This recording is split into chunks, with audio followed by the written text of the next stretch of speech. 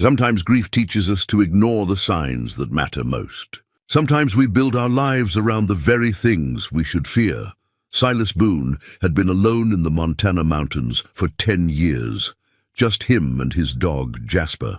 After his wife passed, he found peace in the quiet wilderness. But right outside his cabin, something strange started happening. A small bump in the ground began to grow. Year after year, it got bigger. Silas figured it was just an old tree root or rock pushing up from below.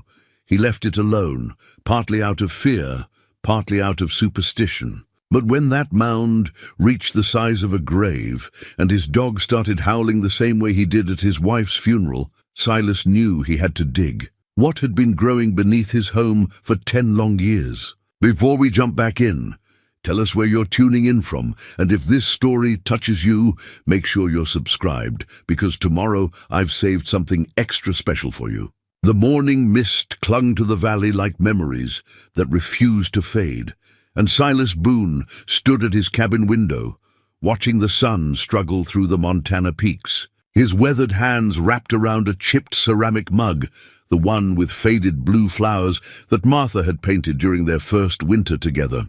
23 years they'd shared this view, and now 10 years alone had taught him that some silences echo louder than any company ever could. Jasper lay sprawled across the worn wooden floor, his graying muzzle resting on massive paws. The old German shepherd's ears twitched at every forest sound, though his hunting days were long behind him. Silas had found him as a pup, half-starved and shivering in a snowbank the spring after Martha passed. Funny how grief has a way of drawing lost souls together.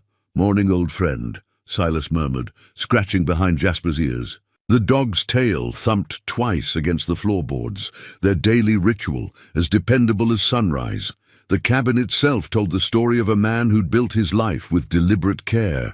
Every log had been selected, seasoned, and fitted by Silas's own hands back in 1960, when he and Martha first claimed this patch of wilderness. The stone fireplace dominated one wall, its hearth blackened by decades of winter fires. Hand-carved shelves held Martha's collection of river stones, each one polished smooth by countless seasons of mountain runoff. A faded quilt, her last project, still draped the back of his reading chair, but it was the mound outside that had changed everything. Silas stepped onto the covered porch, his boots creaking against planks he'd replaced just last summer. The morning air carried the sharp bite of early spring, pine sap, and something else, something he couldn't quite name. He'd grown accustomed to reading the wilderness like other men read newspapers.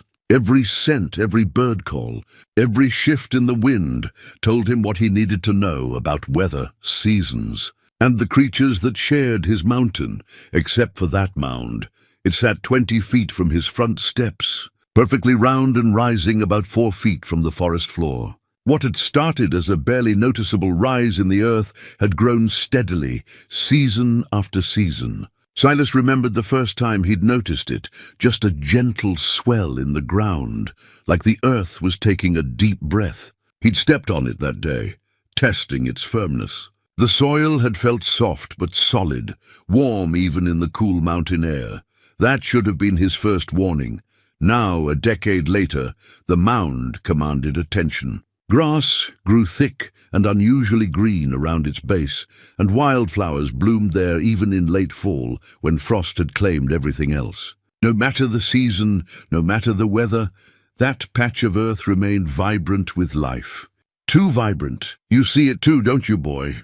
Silas said, noticing how Jasper had joined him on the porch but kept his distance from the stairs. The dog's hackles weren't raised, but his posture held that peculiar tension that comes from sensing something beyond ordinary understanding. Silas descended the steps slowly, his 68-year-old knees reminding him of every harsh winter he'd endured. The closer he got to the mound, the more wrong it felt. Not dangerous exactly, but wrong in the way that dreams sometimes felt wrong, even when nothing bad was happening in them. The earth around it seemed to pulse with a rhythm just slightly off from his own heartbeat. He'd avoided thinking too deeply about it for years, telling himself it was natural. Ground settled strangely sometimes. Tree roots grew in mysterious ways. Rock formations shifted with freeze and thaw. But deep down, in the part of his mind that had kept him alive through 2 tours in Vietnam and 40 years of mountain living. He knew this wasn't natural. The mound had intent. Silas walked slowly around its perimeter, noting details he'd tried to ignore for too long. The earth was darker here, richer than the surrounding soil. When he knelt and pressed his palm against it, warmth radiated up through his hand. Not the surface warmth of sun-heated ground, but something deeper, something that came from below. A memory surfaced unbidden. Martha's final days, when she'd grown so thin and pale that he could see her pulse through the translucent skin of her temples. She'd spent hours staring out this same window, her eyes fixed on the spot where the mound now grew. "Something's coming, Silas," she'd whispered one evening, her voice barely audible above the wind. Something's been waiting. He'd dismissed it as fever dreams, the morphine talking, anything but the truth his heart had recognized even then. Martha had always been sensitive to things others couldn't see. She'd known when storms were coming days before the weather turned. She'd found water sources by walking the land with nothing but intuition, and she'd known about the mound before it existed. "Foolish old man," Silas muttered, standing and brushing dirt from his hands. But the warmth lingered on his palms, and when he looked back at the cabin, Jasper was watching him with those intelligent brown eyes that seemed to hold their own secrets. The rest of that morning passed in routine. Silas checked his rabbit snares, finding 2 fat cottontails that would make good stew. He split firewood until his back ached, stacking the logs with the same methodical precision he brought to everything. He tended his small garden, noting which vegetables were thriving and which needed attention. Normal tasks for a normal day, except his eyes kept drifting to the mound. By afternoon, clouds had gathered above the peaks, promising rain. Silas settled into his reading chair with a cup of coffee and one of the Western novels he ordered by mail from the town library. But the words blurred together as his mind wandered to other things, to Martha's paintings still hanging on the walls, to the letters from his estranged brother that he'd never answered, to the growing certainty that his solitary life was about to change. The rain started just after sunset, gentle at first, then building to a steady drumming against the roof. Silas lit the oil lamps and started a fire, preparing for what looked like a long night. Jasper settled beside his chair, but the dog's restlessness was obvious. He kept lifting his head, ears pricked forward, listening to something Silas couldn't hear. "What is it, boy?" Silas asked, reaching down to stroke the dog's head. But Jasper pulled away and padded to the window, pressing his nose against the glass. Outside, rain darkened the forest and turned the dirt paths to mud. But around the mound, the rain seemed different, lighter, almost luminous in the lamplight that spilled from the cabin windows. And as Silas watched, he could swear the mound was moving. Not dramatically, just a subtle rise and fall, like breathing. He rubbed his eyes, telling himself it was tricks of light and shadow, but when he looked again, the movement was still there, rhythmic, patient, alive. That night, Silas dreamed of Martha for the first time in months. She stood beside their bed, looking exactly as she had on their wedding day. Young, radiant, filled with hope for the future they'd build together. But her eyes held knowledge that hadn't been there then, a sadness mixed with something that might have been warning. "It's time," she said in the dream, her voice carrying the sound of wind through pine branches. "It's been waiting long enough." "What's been waiting?" Silas asked, but she was already fading, becoming translucent in the lamplight. "What we planted," she whispered. "What we chose together." He woke to Jasper's low whining and pale dawnlight filtering through the windows. The rain had stopped, leaving the world clean and fresh. But when Silas looked outside, his breath caught in his throat. The mound had grown overnight, not by inches, but by at least a foot. And around its base, forming a perfect circle, stood 7 wooden crosses, small, weathered things that looked like they'd been there for decades. Silas had never seen those crosses before in his life. Silas stood frozen at his window, coffee mug trembling in his grip. 7 wooden crosses, each no bigger than his forearm, formed a perfect circle around the mound. The wood was grey with age, carved with symbols he didn't recognize, but somehow understood. They hadn't been there when he'd gone to bed. He was certain of that. Jasper whined again, pressing his body against Silas's legs. The dog's warmth was comforting, but it couldn't chase away the chill that had settled deep in Silas's bones. He set down his mug and reached for the rifle mounted above the fireplace, an old Winchester that had belonged to his father. The weight of it felt familiar in his hands, even though he hadn't fired it in years. "Stay close, boy," he murmured. Stepping onto the porch, the morning air was crisp and clean after the rain, but it carried something else now, a scent like turned earth and old flowers. Like a graveyard after spring rain, Silas descended the steps slowly, his eyes fixed on those impossible crosses. With each step, details became clearer and more disturbing. The symbols carved into the wood weren't random scratches. They were deliberate, purposeful. Some looked like letters from an alphabet he'd never seen, while others resembled the pictographs he'd found in caves during his younger days exploring these mountains. But these symbols seemed to shift when he wasn't looking directly at them, rearranging themselves into new patterns that made his head ache.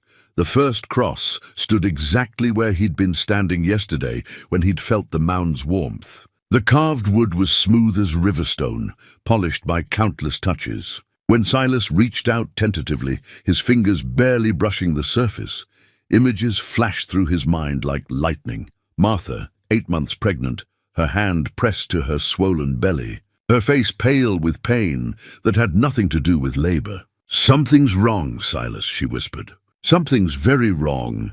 The vision lasted only a moment, but it left Silas gasping. He jerked his hand back from the cross and stumbled backward, his heart hammering against his ribs. Jasper barked once, sharp and urgent, pulling Silas back to the present. "What the hell?" Silas breathed, staring at the cross. The memory wasn't his, couldn't be his. Martha had never been pregnant. They'd tried for years, but children had never come. It was one of their quiet sorrows, never spoken about but always present. Yet the memory felt as real as his own childhood, as vivid as yesterday's rain. The second cross drew his attention next. This one was darker than the others, its symbols deeper and more elaborate. Against his better judgment, Silas approached it. The wood felt warm under his fingertips, and again the world shifted. This time he saw himself, but younger, carrying something wrapped in an old blanket. His face was streaked with tears, and Martha walked beside him, her own grief evident in every step.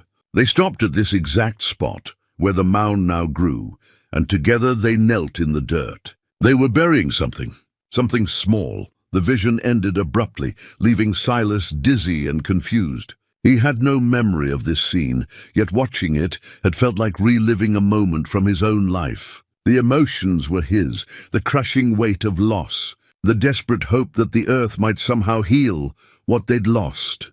"This isn't possible," he said aloud, but his voice sounded hollow even to himself. Jasper had moved to the third cross and was sniffing around its base. His tail was tucked low, and he kept looking back at Silas with an expression that seemed almost human in its concern. When Silas approached, the dog backed away, whining softly. This cross was different from the others. The wood was lighter, almost white, and the symbols carved into it seemed to glow faintly in the morning light. The moment Silas's fingers made contact, the world exploded into sensation. He was standing in this same spot, but the landscape was different. The cabin was gone, replaced by older structures, a small log house and what looked like a root cellar. The forest was thicker, more primitive, and Martha was there, but not the Martha he'd known. This woman had Martha's face, but dressed in clothes from another time, a long skirt and apron that belonged to the 1800s. "The children need to be protected," she was saying, to a man who looked like Silas, but couldn't be. "Silas, the sickness is spreading. We have to put them somewhere safe." "But they're already gone," the man replied, his voice thick with grief. "We lost them all." "No," the woman insisted. "Not gone, sleeping, waiting for the right time to wake up." Together they began to dig. 7 small graves in a perfect circle. And as they worked, they placed wooden crosses at the head of each grave, crosses that looked exactly like the ones now surrounding the mound.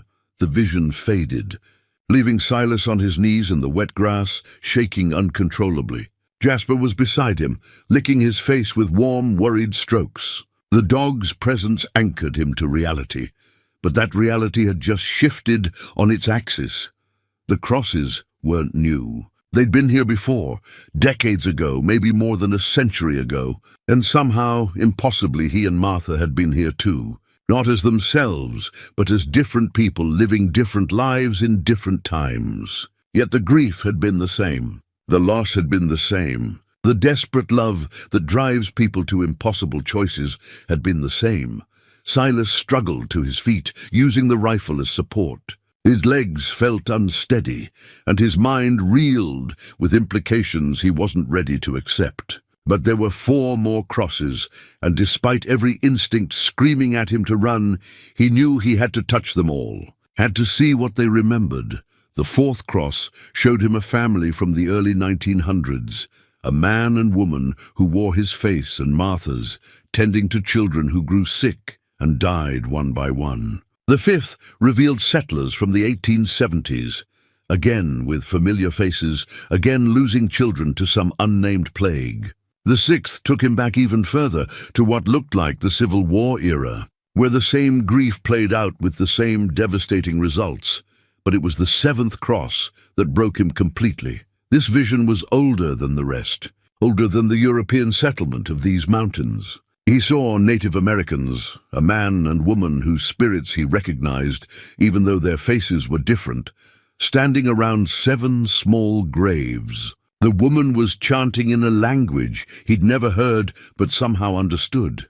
"Let them sleep until the circle is complete," she sang. "Let them wait until love calls them home." When the vision ended, Silas found himself sprawled in the dirt beside the mound, tears streaming down his face. The sun had moved across the sky. Hours had passed while he'd been lost in those impossible memories. Jasper lay beside him, keeping watch, his brown eyes filled with a wisdom that seemed ancient. The truth settled into Silas's bones like winter cold. This place was more than his home. It was a place where the same souls had returned again and again, drawn by forces beyond understanding. He and Martha weren't the first to lose children here, and they wouldn't be the last. But somehow, in some way, he couldn't yet grasp. All those lost children were sleeping beneath the mound, waiting for something, waiting for him to set them free, as if responding to his thoughts. The mound pulsed once, gently, like a heartbeat.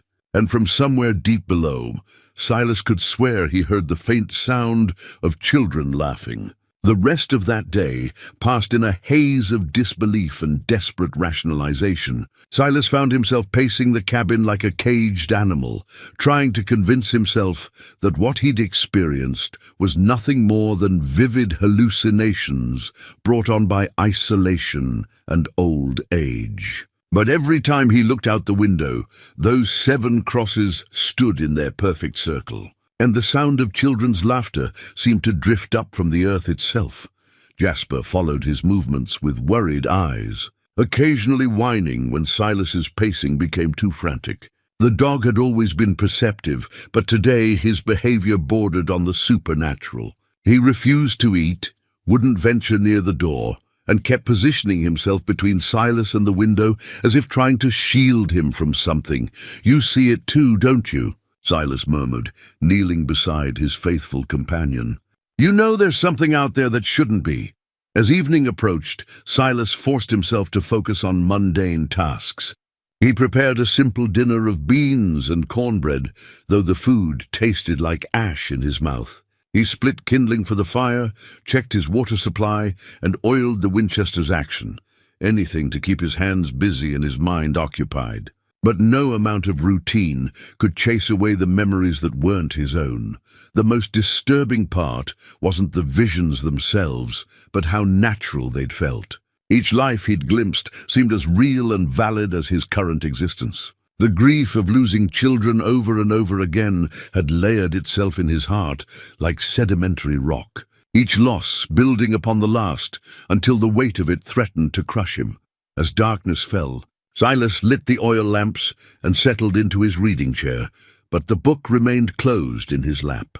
Instead, he found himself studying Martha's paintings on the walls, landscapes of their mountain home, rendered in soft watercolors. He'd looked at these paintings thousands of times over the years, but tonight he noticed details that made his blood run cold. In the painting above the fireplace, Martha had captured their valley in early spring. The trees were just beginning to bud, and snow still clung to the higher peaks. But there, in the foreground where their cabin now stood, she'd painted 7 small mounds, arranged in a circle.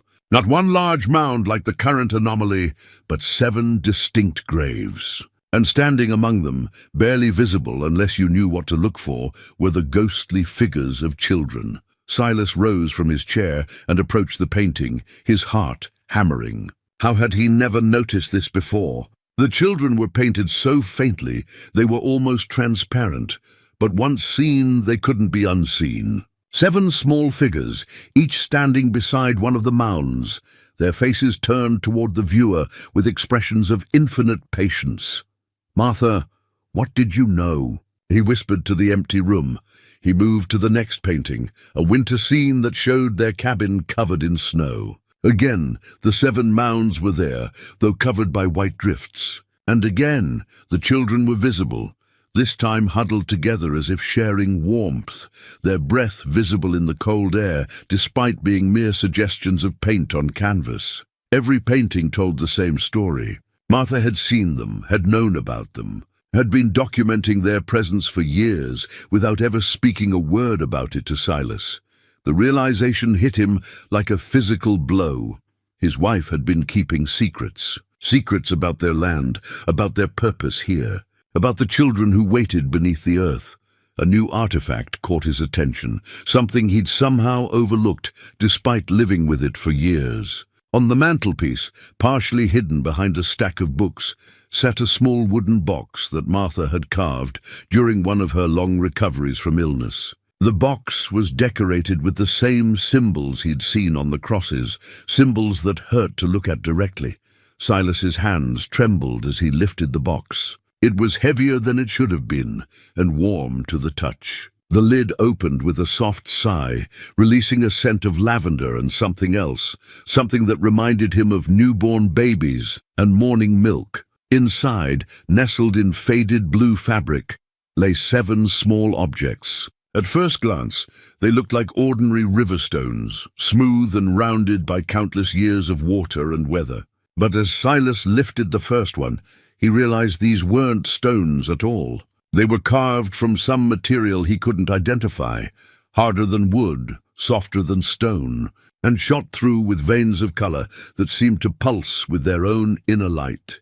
Each carved piece was different, but all shared a common theme. They were toys. A small horse, a wooden doll, a tiny flute, a miniature wagon, a carved bird, a little boat, and a spinning top.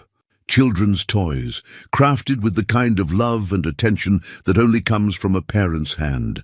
The moment Silas touched the horse, another vision overwhelmed him. But this one was different from the others, softer, warmer, filled with joy instead of grief. He saw Martha, pregnant and glowing with health, her hands busy carving the little horse. She was humming a lullaby, her face serene with maternal happiness. "For our son," she said to someone outside the vision's scope. "He'll love horses, won't you, little one?" Her hand moved to her belly, and Silas could swear he saw the outline of a tiny foot pushing against her dress. The vision shifted, showing Martha carving each toy in turn, each one crafted for a specific child. 7 children who existed in possibility, in hope, in the space between dreaming and waking. Children who had never been born in this life, but who had been born and lost in others. As the final vision faded, Silas understood. The toys weren't just Martha's handiwork, they were anchors, physical objects that connected the sleeping children to the world above, keeping their spirits tethered to this place across multiple lifetimes. Martha had been preparing for them, calling to them, ensuring they would have something familiar when they finally woke up. "Sweet Lord," Silas breathed, sinking back into his chair with the box clutched against his chest. What have we gotten ourselves into? Outside, the wind picked up, rattling the windows and sending tree branches scraping against the roof. But beneath the natural sounds of the mountain night, Silas could hear something else, a soft, scratching sound like small fingers tapping against wood, like children knocking at the door, asking to come inside where it was warm and safe. Jasper lifted his head and looked toward the front door, his ears pricked forward. For a moment, his tail wagged tentatively as if he recognized the sound. Then he whined and pressed closer to Silas's legs, seeking comfort from the one person in this strange situation who might understand what was happening. The scratching grew louder, more insistent. 7 distinct rhythms, like 7 small hands all knocking at once. And with each knock, the carved toys in the box grew warmer, their inner light growing brighter until they illuminated Silas's face with a soft, ethereal glow. Whatever was coming, it was coming tonight. The knocking stopped as suddenly as it had begun, leaving behind a silence so profound that Silas could hear his own pulse thundering in his ears. He sat frozen in his chair, the wooden box of toys still clutched against his chest, afraid to move or breathe too loudly. Jasper had gone rigid beside him, every muscle tense with anticipation. Then, cutting through the quiet like a knife, came the sound of children singing. The melody was hauntingly beautiful, wordless but achingly familiar. The same lullaby Martha used to hum while she worked in her garden. 7 young voices wove together in perfect harmony, their song drifting through the walls as if the cabin itself had become transparent. The sound was both joyful and heartbreaking, filled with the innocence of youth and the wisdom of souls who had waited far too long. Silas forced himself to stand, his legs shaking beneath him. The logical part of his mind screamed that this was impossible. The dead children don't sing lullabies in the Montana wilderness. But his heart knew better. His heart recognized something in those voices, a longing that matched his own, a love that transcended death and time. Moving carefully, as if the floor might give way beneath him, Silas approached the front window. The oil lamp cast a warm circle of light around his chair, but beyond the glass lay darkness so complete it seemed solid. He pressed his face to the cold pane, straining to see into the night. At first, there was nothing. Then gradually, shapes began to emerge from the blackness around the mound. 7 small figures, translucent as morning mist, stood in a circle around the earthen rise. They appeared to be children ranging in age from perhaps 4 to 12, dressed in clothing from different eras. Some wore the simple homespun of frontier families, others the more formal attire of later decades. But all of them shared the same expression of patient hope. As Silas watched, transfixed, one of the children, a little girl in a faded blue dress, turned toward the cabin. Her face was Martha's face in miniature, with the same gentle eyes and stubborn chin. When she smiled, Silas felt his heart break and mend simultaneously. This was the daughter he and Martha had never had, the child who existed in dreams and might-have-beens. The girl raised her hand and pressed it against the invisible barrier that separated the spirit world from the physical one. Her lips moved, forming words Silas couldn't hear but somehow understood. "Papa, we've been waiting for you." Behind her, the other children began to move closer to the cabin. A boy who looked like a younger version of Silas himself, his hair tousled and his overalls dirt-stained from play. Twin girls who held hands and moved in perfect synchronization, their matching dresses pristine despite the decades they'd spent sleeping in the earth. An older boy with serious eyes and careful movements, as if he felt responsible for the younger ones. A toddler who couldn't have been more than 3, stumbling on chubby legs but never falling. And finally, a child whose features seemed to shift and blur, as if he or she hadn't yet decided what form to take. As they drew nearer to the cabin, details became clearer and more heartbreaking. These weren't the pale, frightening specters of ghost stories. They were vibrant with life, their faces animated with curiosity and excitement. They looked like children who had been napping too long and were finally ready to wake up and play. The singing grew louder, more insistent. And with each note, the toys in the wooden box grew warmer. Silas looked down to see them glowing like embers, pulsing in rhythm with the ethereal melody. The carved horse seemed to prance in his palm, while the little boat rocked as if floating on invisible waves. "They want to come home," Silas whispered, the truth settling over him like a heavy blanket. They want to come home, and Martha's been calling them back. But even as his heart opened to these impossible children, his mind rebelled against the implications. How could he care for 7 children who existed between life and death? How could he give them the love and guidance they deserved when he was just one aging man, with more questions than answers? As if sensing his doubts, the children began to fade. Their singing grew softer, more distant, and their forms became increasingly transparent. The little girl who had first spoken to him looked directly into his eyes, her expression now tinged with sadness. She mouthed another message, "Don't let us sleep forever, Papa." Then they were gone, vanishing into the darkness as if they'd never been there at all. The mountain silence returned, broken only by the wind through the pine trees and Jasper's anxious panting. Silas remained at the window long after the apparitions had disappeared, staring at the mound that now looked ordinary and innocent in the starlight. But the wooden box in his hands still radiated warmth, and the scent of lavender and baby powder lingered in the air. The evidence of what he'd witnessed couldn't be dismissed or rationalized away. Moving like a sleepwalker, Silas returned to his chair and carefully placed the box on the side table. His mind raced with implications and possibilities, but underneath the confusion lay a growing certainty. Those children weren't just random spirits trapped in his land. They were his children, his and Martha's, across multiple lifetimes. The family they'd always dreamed of having was waiting for him to find the courage to accept them, but acceptance came with a price. Silas could feel it in his bones, in the way the air seemed thicker now, charged with supernatural energy. Opening his heart to these children would change everything. It would mean abandoning his simple, solitary life and embracing a reality that most people would consider insane. As he pondered this impossible choice, Silas became aware of a new presence in the room. He looked up to find Martha standing beside the fireplace, as solid and real as she'd ever been in life. She wore the same dress she'd been buried in, a simple blue garment with tiny white flowers, but her face glowed with health and happiness. "Hello, my love," she said, her voice carrying the warmth of summer mornings and the comfort of shared decades. "I've been waiting for you to see them. They've been so patient, but they need their papa now." Silas tried to speak, but no words came. Martha smiled and moved closer, her hand reaching out to touch his cheek with fingers that felt as real as his own skin.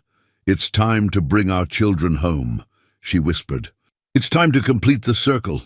Martha's touch was warm and familiar, but her presence filled Silas with equal measures of joy and terror. 10 years of grief collapsed into a single moment of recognition, followed by the crushing realization that if Martha was here, standing before him, as real as breathing, then everything he thought he knew about life and death had just shattered. "Martha," he whispered, his voice cracking like dry timber. "Shh," she murmured, pressing a finger to his lips. "There isn't much time.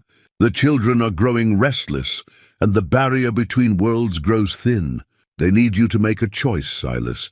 They need you to choose love over fear." She moved with the same grace he remembered, settling into the chair across from him, as if the last 10 years had been nothing more than a long afternoon.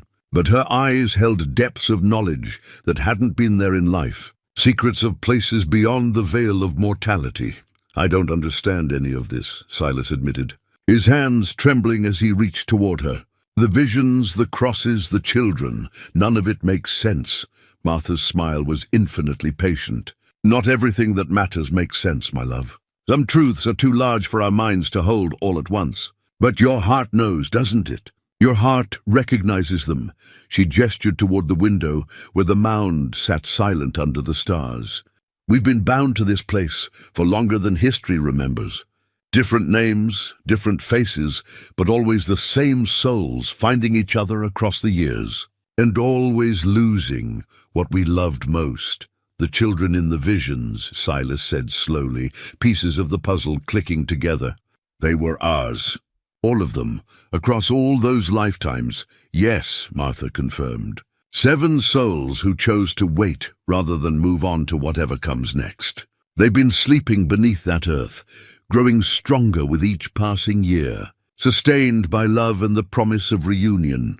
Silas looked down at the wooden box, where the carved toys continued to glow with soft inner light. That's why you made these. To call them back, to anchor them, Martha corrected. To give them something to hold on to while they waited for their papa to find the courage to dig them up. The weight of responsibility settled on Silas's shoulders like a mountain. 7 children, waiting for him to choose their fate. 7 souls who had trusted him across multiple lifetimes to eventually make the right decision. The magnitude of it was overwhelming. What if I'm not strong enough? He asked. What if I can't give them what they need? Martha reached across the space between them and took his weathered hands in hers. You've already given them everything they need, Silas. You've given them love. The rest is just details. She stood and moved to the mantelpiece, where she picked up a photograph that Silas had forgotten existed. It showed their wedding day. 2 young people full of dreams and plans standing before a simple altar in the town church. But as Martha held the frame, the image began to change. The photograph shifted and blurred, becoming a window into other times, other ceremonies. Silas saw himself and Martha in frontier clothing, pledging their love before a circuit preacher. He saw them in Native American dress, joining hands in a ceremony beside a sacred fire. Each image showed the same souls, finding each other across the centuries, making the same promises, dreaming the same dreams. We keep choosing each other, Martha said softly. Life after life, year after year, and now our children are ready to join us in this world, instead of waiting for the next one. But even as his heart opened to the possibility, practical concerns crowded Silas's mind. How can I raise 7 children at my age? I'm 68 years old, Martha. I can barely take care of myself and Jasper. Martha's laughter was like music, filling the cabin with warmth. Oh, my practical husband, still trying to solve supernatural problems with ordinary solutions. She set the photograph back on the mantel, where it continued to cycle through their various incarnations. These aren't ordinary children, Silas. They don't need ordinary care. They need acknowledgement. They need acceptance. They need a father who will love them enough to let them exist.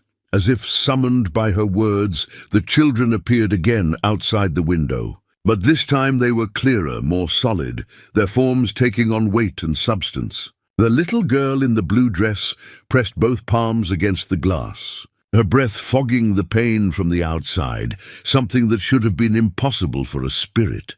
They're becoming more real, Silas observed, wonder creeping into his voice. Because you're believing in them, Martha explained. Faith has power here. Love has power. The more you accept them, the more solid they become. One by one, the other children approached the cabin. The serious older boy, he looked about 12, began examining the wooden structure with the careful attention of someone checking for weaknesses. The twins moved in perfect synchronization, their identical faces pressed to different windows as they peered inside with curiosity. The toddler stumbled and fell in the grass, but instead of crying, he giggled and rolled onto his back to stare at the stars. What are their names? Silas asked, his throat tight with emotion. The same names you've given them in your heart, Martha replied. Listen to what you call them when you're not thinking about it. Silas focused on the children, and somehow, impossibly, their names rose in his mind like bubbles in still water. The little girl was Emily, sweet, determined Emily, who would grow up to paint landscapes like her mother. The serious boy was Samuel, born with an old soul and a natural talent for leadership. The twins were Rose and Lily, inseparable as morning and evening stars. The toddler was James, perpetually joyful and utterly fearless. The quiet one who seemed to shift between genders was River, a soul too complex for simple categories. And the boy who looked like young Silas was Thomas, stubborn and brave and loyal to his bones. I know them, Silas breathed. I remember them all. Of course you do, Martha said. They're part of you. They've always been part of you, waiting for the right time to come home. A new artifact materialized on the table beside Silas's chair, an old leather journal he'd never seen before. The cover was worn smooth by countless hands, and the pages within were filled with Martha's careful handwriting. As he opened it, Silas realized it was a record of their various lives together, detailed accounts of each incarnation and the children they'd lost in each timeline. I've been keeping track, Martha explained, trying to understand the pattern, looking for the key that would finally break the cycle. And I found it, Silas. The answer was always so simple. She pointed to the final entry in the journal, written in fresh ink that couldn't have been more than hours old. The children will wake when love overcomes fear, when their father chooses to dig with his own hands and call them by name. Outside, 7 young voices began to sing again, their melody rising through the mountain air like incense. And this time Silas heard words in their song, his name, Martha's name, and a plea that went straight to his soul. Come dig us up, Papa. Come set us free. The journal felt heavier than it should have in Silas's hands, each page weighted with the accumulated grief and love of multiple lifetimes. As he read Martha's careful documentation, a pattern emerged that was both beautiful and heartbreaking. In every incarnation, they had found each other. In every life, they had loved deeply. And in every timeline, they had lost their children to forces beyond their control, disease, accident, war, or simple cruelty of fate. But this time was different. This time, the children hadn't truly died. They had been preserved somehow, kept in a state between life and death, waiting for the moment when their parents would be strong enough to call them home.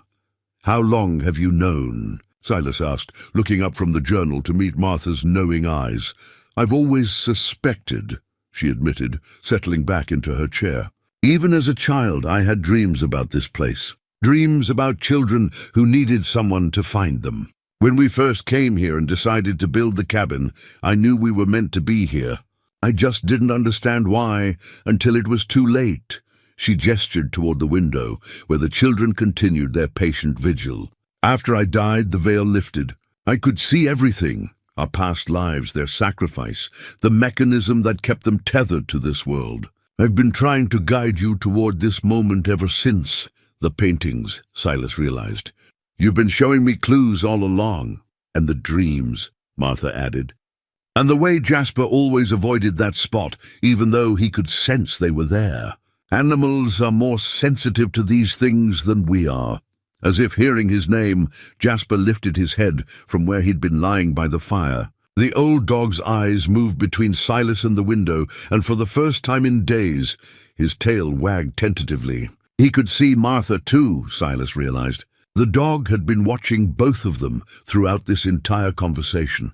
Outside, the children's singing had taken on a different quality, less mournful, more hopeful. They seemed to sense that something had shifted inside the cabin, that their long wait might finally be coming to an end. Emily pressed her face closer to the glass, her breath creating patterns of frost that spelled out words. Soon, Papa, soon. But doubt still gnawed at Silas's heart. The rational part of his mind, trained by decades of mountain survival, rebelled against accepting something so far outside the realm of natural law. What if I dig and there's nothing there? What if this is all just the hallucination of a lonely old man losing his grip on reality? Martha's expression grew infinitely tender. Then you'll have spent one night digging in your own yard, and the only thing you'll have lost is a little sleep and some dirt under your fingernails. But if I'm right, if they're really there, waiting for you, then you'll have gained a family that most people only dream of. She reached into her dress and pulled out another artifact, a small silver locket that Silas remembered giving her on their 5th wedding anniversary. Inside had been a picture of the two of them, young and hopeful. But when Martha opened it now, the photograph had changed. Instead of their faces, it showed 7 children gathered around a Christmas tree, their faces glowing with joy and excitement. "This is what we could have," Martha said softly. "This is what they're offering us, not just for this lifetime, but for all the lifetimes to come. They've learned how to transcend death, Silas. They can teach us the same secret." The implications of her words hit him like a physical blow. "You mean we could all be together? Really together? Forever? If you choose it," Martha confirmed. "If you're willing to dig them up and accept what they've become. But it has to be your choice, made freely and with full understanding of what it means." "What does it mean?" Silas asked. Though part of him already knew the answer would change everything. Martha stood and moved to the window, her translucent form casting no reflection in the glass. "It means leaving behind the world of ordinary people and ordinary concerns. It means accepting that love is stronger than death, that some bonds can't be broken by anything as simple as mortality. It means becoming something more than human, but also something that most humans would fear and misunderstand." She turned back to face him, her expression serious. "We wouldn't age the way normal people do. We wouldn't die the way normal people do. We'd be connected to this place, to this land, for as long as the mountains stand. And we'd be responsible for protecting other lost souls who find their way here." The weight of the decision pressed down on Silas like a landslide. Accept and gain everything he'd ever wanted at the cost of his humanity. Refuse and condemn 7 innocent souls to sleep forever, while he lived out his remaining years in ordinary loneliness. "What about Jasper?" he asked, looking down at his faithful companion. Martha smiled. "Animals understand love better than people do. He made his choice the day he found us. Look at him, Silas, really look." Silas focused on his dog and gasped. In the lamplight he could see that Jasper wasn't quite as solid as he appeared. There was a translucent quality to his fur, a glow around his edges that suggested he existed in the same space between worlds as Martha and the children. "He died 3 years ago," Martha explained gently. "Heart failure during that bad snowstorm. But he chose to stay, chose to keep you company until you were ready for this moment. He's been protecting you from the loneliness that might have driven you to make this choice for the wrong reasons." The revelation shattered Silas's remaining assumptions about reality. If Jasper had been dead for 3 years, if even his closest companion existed in this supernatural realm, then perhaps the boundary between life and death was far more fluid than he'd ever imagined. "I've been living in a ghost story," he murmured. "You've been living in a love story," Martha corrected. "The rest is just details." Outside, the children had begun to dance around the mound, their movements creating patterns of light in the darkness. The crosses glowed brighter, pulsing in rhythm with their steps. And from deep beneath the earth came a sound like 7 hearts beating in perfect synchronization, waiting for their father to make the choice that would wake them from their century-long sleep. The shovel hung on a peg beside the door, waiting. The children sang his name with increasing urgency, and Martha watched him with eyes full of patience and hope, ready to wait as long as necessary for love to overcome fear. Silas reached for the shovel with shaking hands, his decision crystallizing like frost on a winter window. Love had conquered fear, just as Martha had said it would. But as his fingers closed around the worn wooden handle, the world around him suddenly shifted, reality bending like heated metal.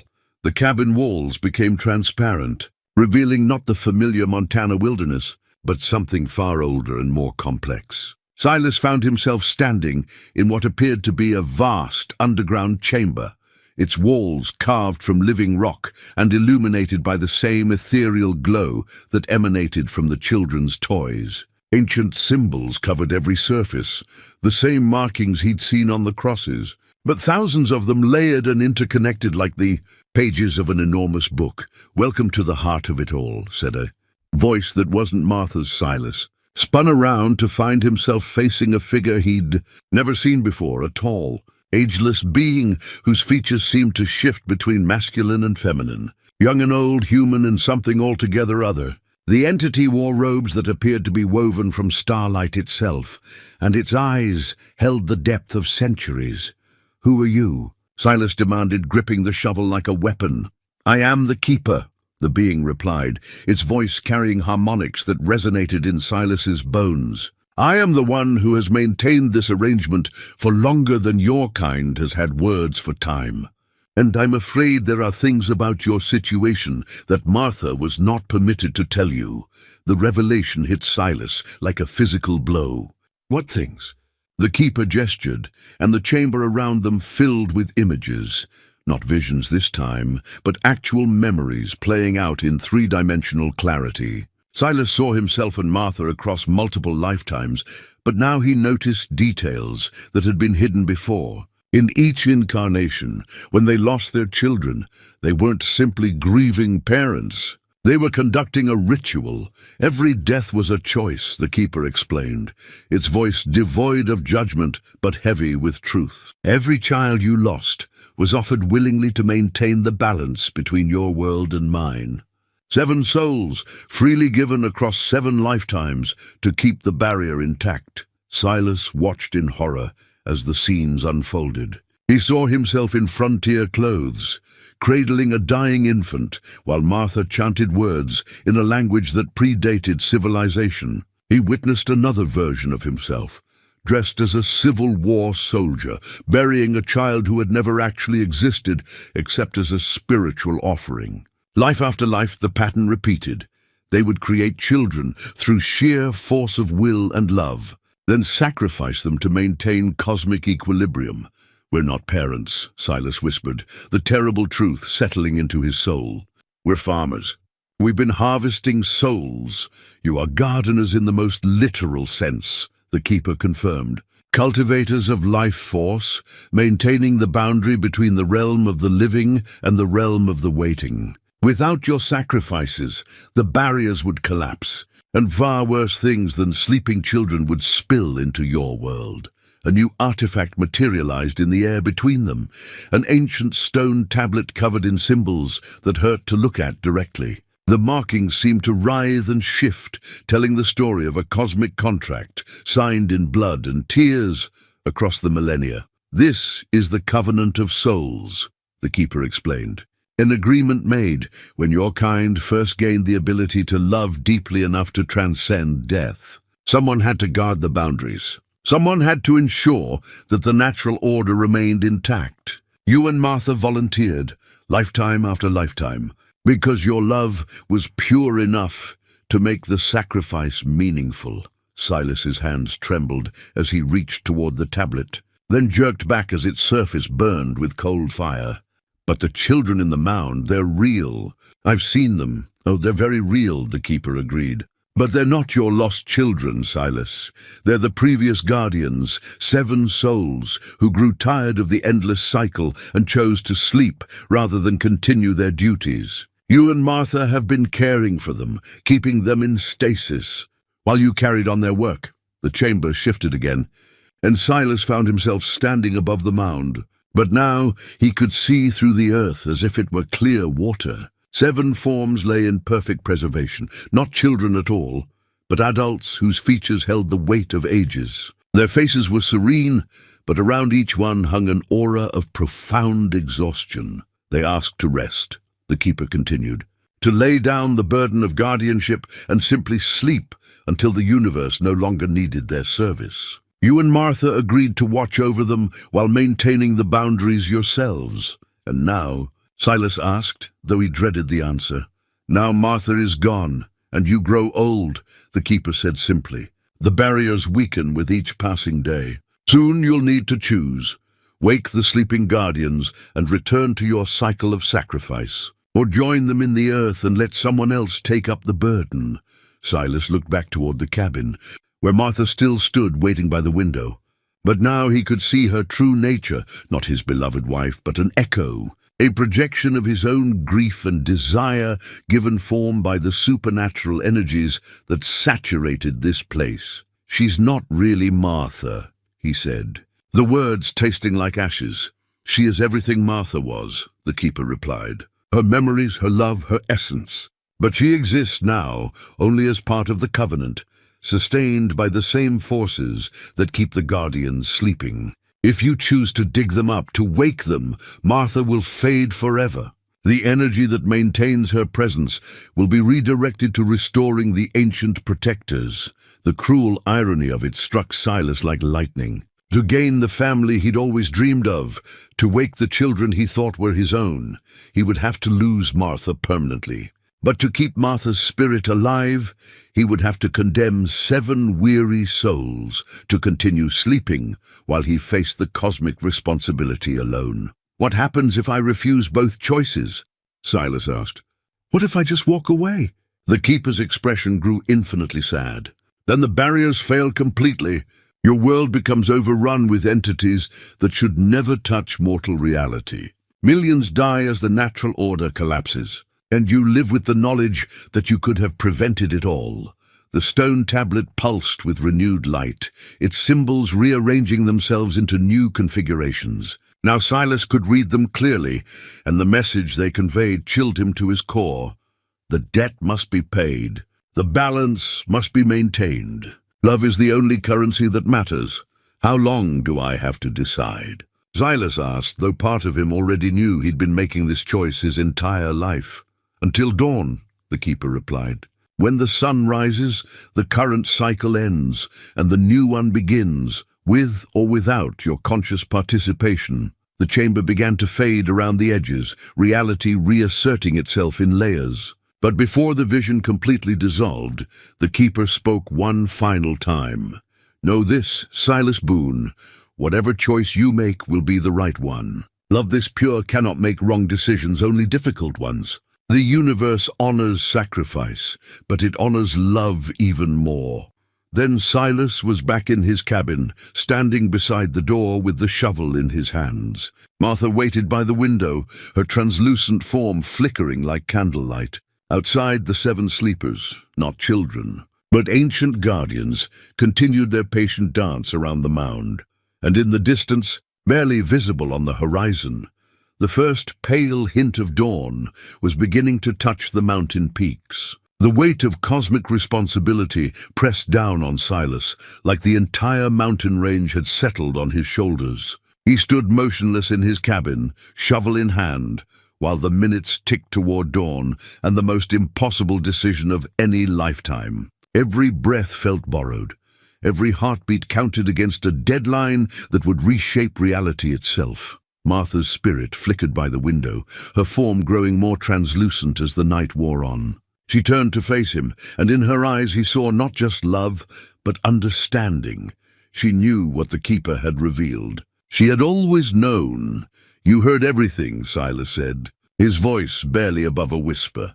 "I've been waiting for you to hear it too," Martha replied, her voice carrying the sound of wind through autumn leaves. "The truth was always there, my love. In every lifetime, in every choice we made together. We just weren't ready to see it clearly." Silas set the shovel against the doorframe and moved to the window, studying the 7 figures who danced around the mound with increasing urgency. Now that he knew their true nature, he could see the weight they carried. Centuries of guardianship etched into their movements, exhaustion masked by duty. The desperate hope of souls who had sacrificed everything for a cause greater than themselves.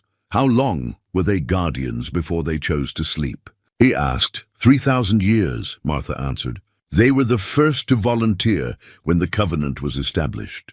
They've been sleeping for only 2 centuries, a brief rest. Compared to their service, a new artifact materialized. On the table beside his chair, an ornate hourglass filled with sand that glowed like pulverized stars. The sand was falling steadily, and Silas instinctively knew it measured the time remaining until dawn. Perhaps an hour left, maybe less.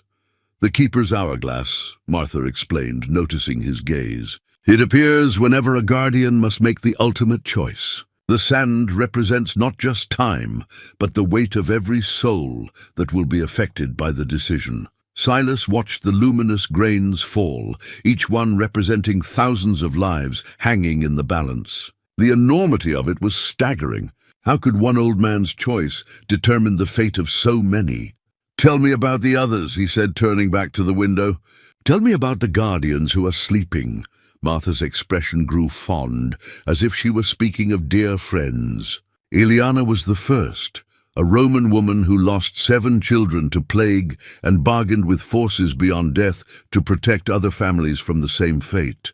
She served alone for 800 years before finding her partner Marcus. Outside, Silas could now see the truth in the dancing figures. The woman who had appeared to be a child in a blue dress was actually Ileana, her ancient soul compressed into the form of innocent youth. Her dance spoke of weariness beyond measure, but also of enduring strength. The twins you saw, they're actually Keiko and Hiroshi, brother and sister from feudal Japan. They were shrine keepers who discovered that the barrier between worlds ran through their temple grounds. They maintained it for 6 centuries before joining the others here. The 2 figures who moved in perfect synchronization revealed their true nature now, not children playing, but siblings whose bond had been forged in shared duty and mutual sacrifice. Their dance wove patterns of protection and blessing, movements learned through decades of ritual practice. Samuel was never a child at all. He's actually Thaddeus, a Celtic druid who understood the old ways before Christianity swept across his lands. He's been here the longest after Ileana and Marcus, over 700 years of service. The serious figure, Silas had thought, was a 12-year-old boy, carried himself with the dignity of ages. His movements speaking of deep connection to the earth and growing things. His dance honored the natural cycles that the guardians protected, and the youngest appearing one. Martha smiled sadly. That's Zara, a nomad from the steppes who never had children of her own, but gave her life to protecting all children everywhere. She served for 4 centuries before the exhaustion became too much to bear. Each revelation recontextualized what Silas had witnessed over the past days. These weren't lost children seeking parents. They were ancient souls who had carried burdens beyond imagination, now desperate for someone to relieve them of their watch. What about the one who seems to shift forms? Kai, Martha said softly. A Pacific islander whose people understood that some souls transcend the boundaries of single identities. Kai has been male and female, young and old, human and something beyond human, across 5 centuries of guardianship. They're the most fluid of the sleepers, adapting to whatever form the cosmic balance requires. The figure in question seemed to pulse between different appearances, even as Silas watched. Sometimes a small child, sometimes an ancient elder, sometimes something that defied easy categorization. Their dance incorporated movements from cultures across the globe, a living library of human spiritual practice. And the last one? Martha's expression grew particularly tender. That's Ezra, a scholar from Baghdad who discovered the mathematical principles underlying the cosmic barriers. He spent 3 centuries developing rituals and protocols that made the Guardians' work more efficient. He looks like you because, in a way, he is you, the same type of soul drawn to this responsibility across different lifetimes. The resemblance was unmistakable now that Silas knew what to look for. Ezra carried himself with the same careful deliberation that had always characterized Silas's approach to mountain life. His dance spoke of patience, planning, and the kind of methodical devotion that could sustain difficult work across centuries. As Silas watched, understanding dawned. These 7 guardians weren't just random souls who had volunteered for cosmic duty. They were archetypes, different aspects of the guardian nature that he and Martha had embodied across their multiple lifetimes. Ileana was the protective mother, Marcus the steadfast father, Keiko and Hiroshi the bonded siblings, Thaddeus the wise elder, Zara the selfless caregiver, Kai the adaptable shapeshifter, and Ezra the careful scholar.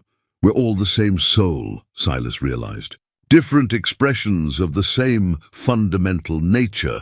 Now you begin to understand, Martha confirmed. The covenant doesn't bind random volunteers. It calls to specific types of souls, those capable of love so profound it can transcend death itself. We're all part of the same spiritual family, taking turns carrying the burden. The hourglass on the table chimed softly, its sand now less than a quarter full. Dawn was approaching with inexorable certainty, and with it, the moment when Silas would have to choose not just his own fate, but the fate of countless souls across multiple realities. "If I wake them," Silas said slowly, "they'll have to resume their duties immediately?" "Not immediately," Martha replied. "They'll need time to remember themselves, to adjust to the changes that have occurred during their sleep. But yes, eventually they'll return to guardianship. The cosmic balance demands it, and if I choose to continue alone—" Martha's form flickered more violently, her edges becoming increasingly indistinct. "Then I can remain with you for a little while longer, but the burden will grow heavier with each passing year. Eventually you'll need help, and by then it may be too late to wake them safely." The dancing figures outside had stopped their movements and now stood in a circle around the mound, all 7 facing the cabin. Their expressions were no longer those of children seeking parents, but of ancient souls offering a choice between shared burden and solitary responsibility. Jasper rose from his position by the fire and padded to Silas's side. The dog's translucent form pressed against his leg, offering what comfort a spirit companion could provide. Even in death, Jasper remained loyal, ready to face whatever choice his master made.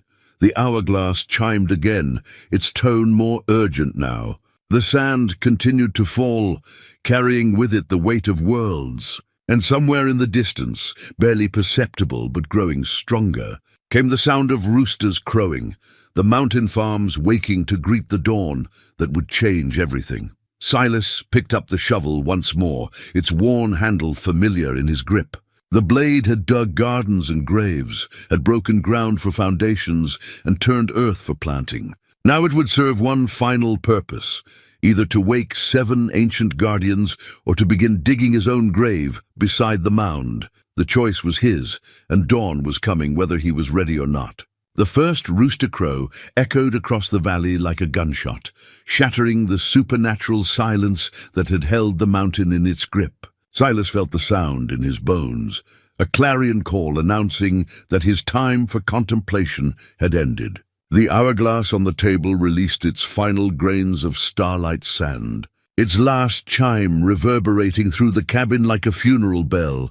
"It's time," Martha whispered, her form now so translucent that the lamplight passed through her like morning mist. "Whatever you choose, my love, choose it with your whole heart." Silas stepped onto the porch, shovel gripped firmly in both hands. The 7 guardians stood motionless around the mound, their ancient eyes fixed on him with expressions of infinite patience and understanding. They had waited 2 centuries for this moment.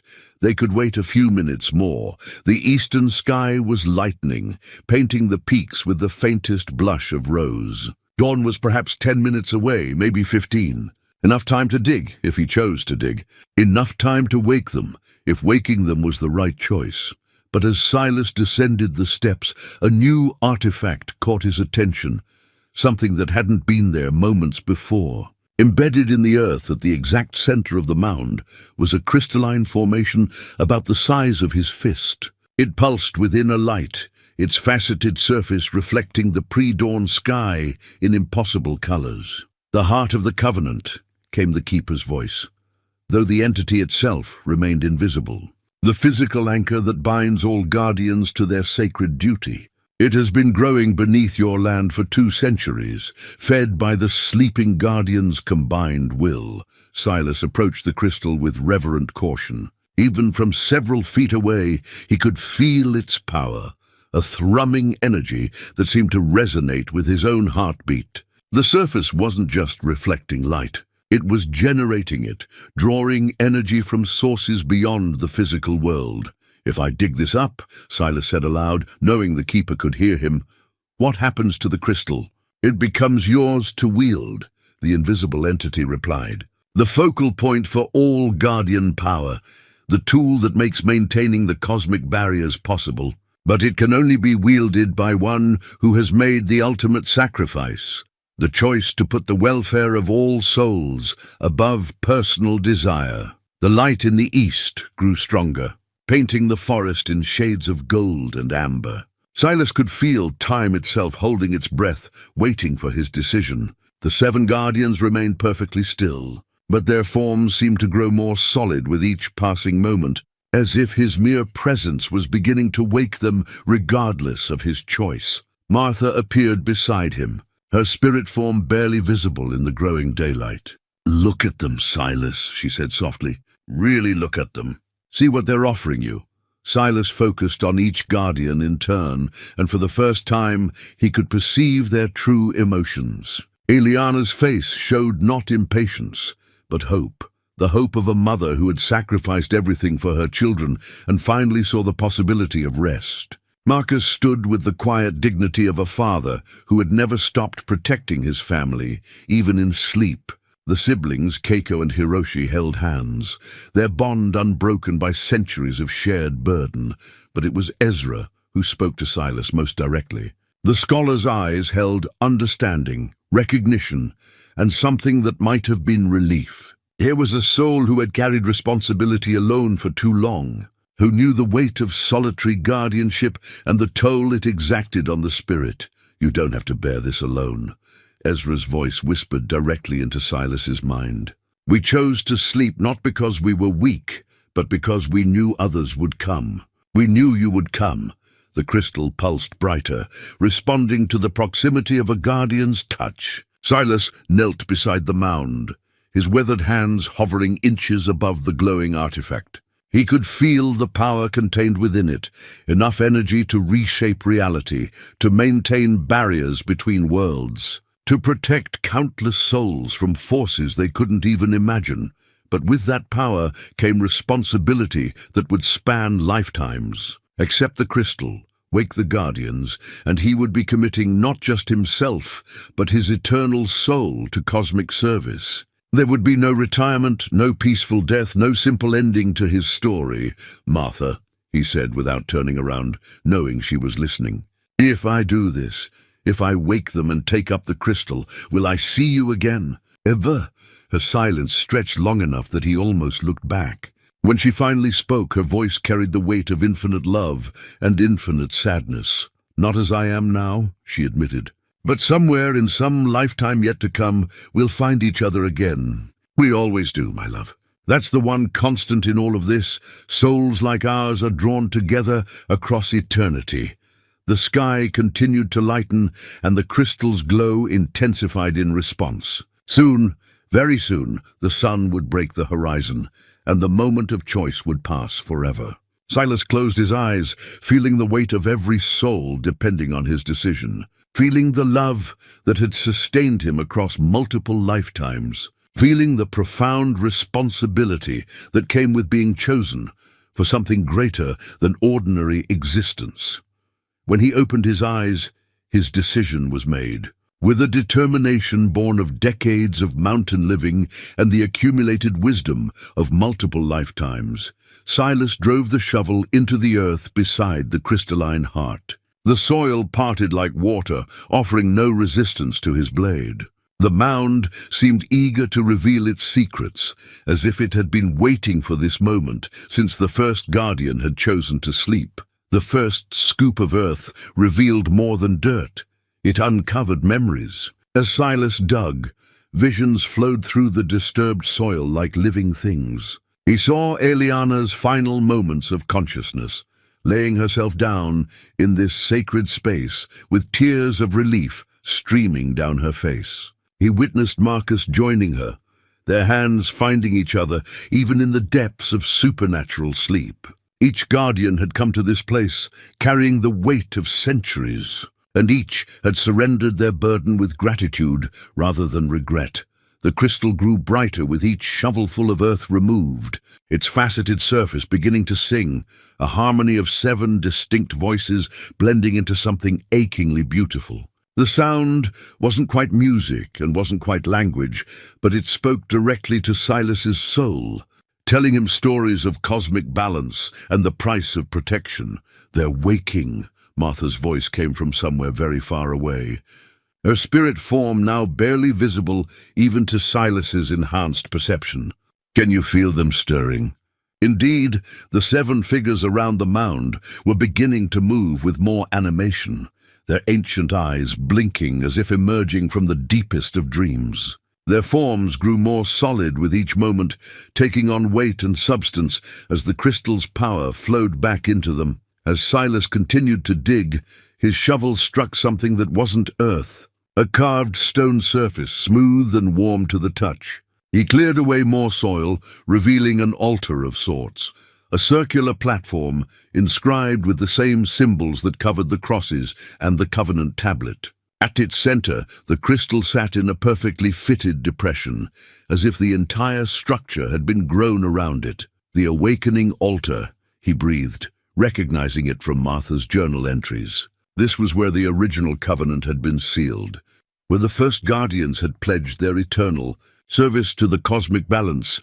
A new artifact materialized. On the altar's surface, an ancient chalice carved from the same crystalline material as the heart itself. The cup filled with liquid that looked like captured starlight, swirling with galaxies in miniature. Silas instinctively knew what it was, the draught of eternal service, the final seal that would bind him to his guardianship and complete the awakening ritual. The sun's first ray broke over the eastern peaks at that moment, painting the mountain in gold and crimson. The light struck the crystal heart directly, causing it to flare with such brilliance that Silas had to shield his eyes. When his vision cleared, the 7 guardians were no longer translucent spirits, but fully corporeal beings, blinking in the dawn light like people waking from the most restful sleep of their lives. Ileana was the first to speak, her voice carrying the authority of millennia. "Welcome, new guardian," she said, her ancient eyes meeting Silas's with profound gratitude. "We have waited so long for someone worthy to take up the burden." "The barriers have held," Marcus added, stretching arms that hadn't moved in 2 centuries. "Your vigilance maintained them while we rested. The cosmic balance is intact." One by one, the other guardians spoke their thanks and their blessings. Ezra approached the altar with movements that spoke of vast relief, his scholarly mind already assessing the changes that had occurred during their sleep. "The world has changed much," he observed, "but the fundamental need for protection remains constant." Kai stepped forward, their form stabilizing into that of a middle-aged person whose gender seemed fluid and whose face held the wisdom of ages. "The choice is still yours," they said gently. "We are awake, but you need not join us if your heart is not fully committed. The crystal can sustain us alone for a time while you decide." But Silas had already made his decision. He reached for the chalice, its crystalline surface warm beneath his fingers. The liquid inside swirled with possibilities, lifetimes of service, endless responsibility, and the profound satisfaction of knowing that his choices would protect countless souls from forces beyond their comprehension. "Martha," he said quietly, knowing she could still hear him even as her form faded with the rising sun. "I love you. I'll find you again." Her voice came like a whisper on the wind.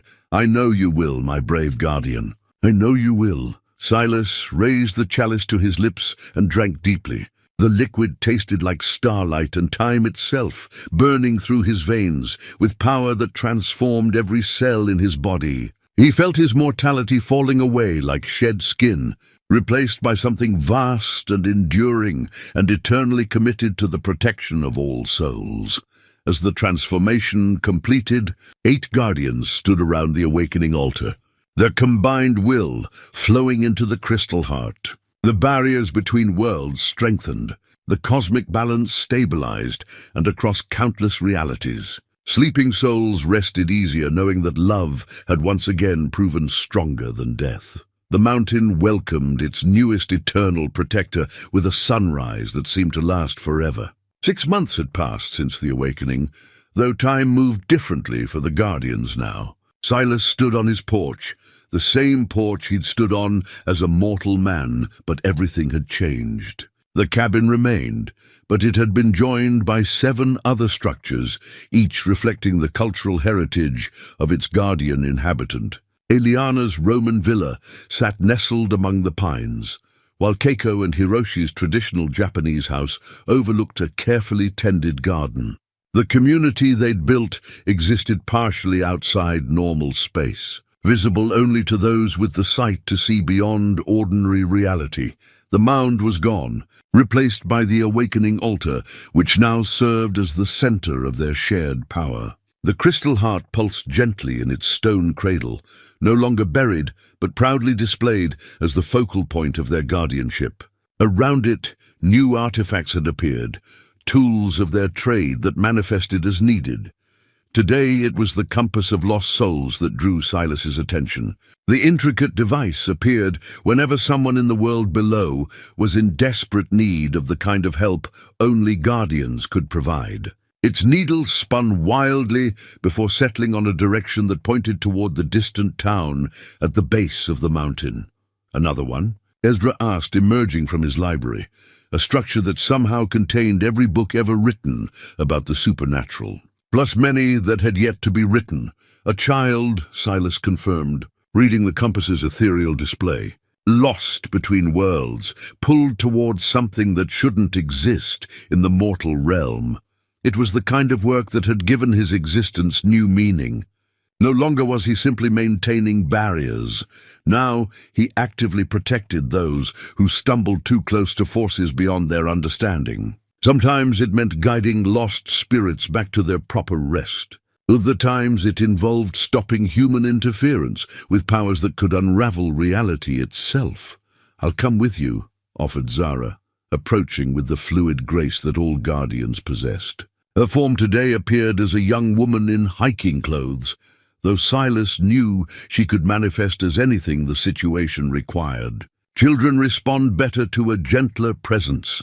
They descended the mountain together, moving at the speed of thought rather than footsteps. To mortal eyes, they would appear as two ordinary people out for a walk, if they appeared at all. Most humans instinctively looked away from guardians, their minds refusing to process what their eyes couldn't quite understand. The town had grown since Silas's mortal days, but it still retained the character of a place where people minded their own business and asked few questions. They found their target quickly. A 7-year-old girl standing at the edge of the town cemetery, staring at a grave that glowed with sickly green light, visible only to supernatural sight. "Emily?" the child was saying, her voice carrying the confusion of someone too young to understand what she was seeing. "Emily, are you in there?" Silas's enhanced perception immediately identified the problem. The grave contained the spirit of a child who had died 50 years ago, but something was preventing her from moving on to whatever came next. The dead girl was trying to communicate with the living one, creating a dangerous bridge between worlds that could pull the mortal child into the realm of the dead. "Hello there," Zara said gently, approaching the living child with the kind of warm authority that made people trust her instinctively. "I'm Zara, and this is Silas. We're here to help." The little girl looked up with eyes too old for her face. "The lady in the ground says she's lonely. She says she wants me to come play with her." "I'm sure she does," Silas said, kneeling to the child's level. "But she doesn't understand that you belong up here with your family. Sometimes people who've been sleeping in the ground forget how the world works." He placed his hand on the gravestone, feeling the desperate longing of the trapped spirit. Emily, the name was no coincidence, had died in a house fire decades ago, but her grief-stricken parents had bound her to the earth with their refusal to let go. She'd been trapped ever since, growing increasingly desperate for companionship. "Emily," Silas said, speaking directly to the spirit, "it's time to stop sleeping now. It's time to go where children who've died are supposed to go." The green light flared brighter, and for a moment the dead child became visible even to mortal eyes. A girl in a singed nightgown, her face streaked with tears of longing. "I don't know how," she whispered. "I've been trying for so long, but something holds me here." Silas looked deeper, his guardian sight revealing the truth. Invisible chains of grief and guilt bound the spirit to her grave, forged by parents who had never learned to let go of their loss. But those parents had died years ago. Their own spirits moved on, leaving their daughter trapped by bonds they no longer maintained. "You're free now," Silas said, reaching out with power, drawn from the crystal heart miles away. "Your mama and papa are waiting for you in the place where families go after death. But you have to choose to join them." The chains dissolved at his touch, crumbling like rust in the wind. Emily's spirit looked around in wonder, as if seeing clearly for the first time in decades. "I can go?" she asked. "You can go," Zara confirmed. "And you should go quickly, before the loneliness makes you try to stay again." Light began to gather around the dead child, warm golden light that spoke of reunion and peace. She turned to the living girl one last time. "Thank you for being my friend," she said. "But you belong with the living people, and I belong with the dead ones." Then she was gone, ascending toward whatever realm waited for souls who had completed their earthly journey. The cemetery returned to normal, just another collection of stones marking ordinary graves. "Will she be okay?" the living child asked, looking around as if suddenly unsure how she'd gotten there. "She'll be fine," Silas assured her. "And so will you. But maybe it's time to go home to your family now." They watched the girl walk away, her step lighter than it had been, the supernatural weight lifted from her young shoulders. Another crisis averted, another soul guided to where it belonged. It was work that would never end, but it was also work that gave meaning to immortal existence. As they prepared to return to the mountain, Zara smiled at her newest colleague. "Ready for the next one?" Silas looked back toward their hidden community, where ancient souls had found new purpose in shared responsibility. "Always," he said. "After all, he had eternity to get it right."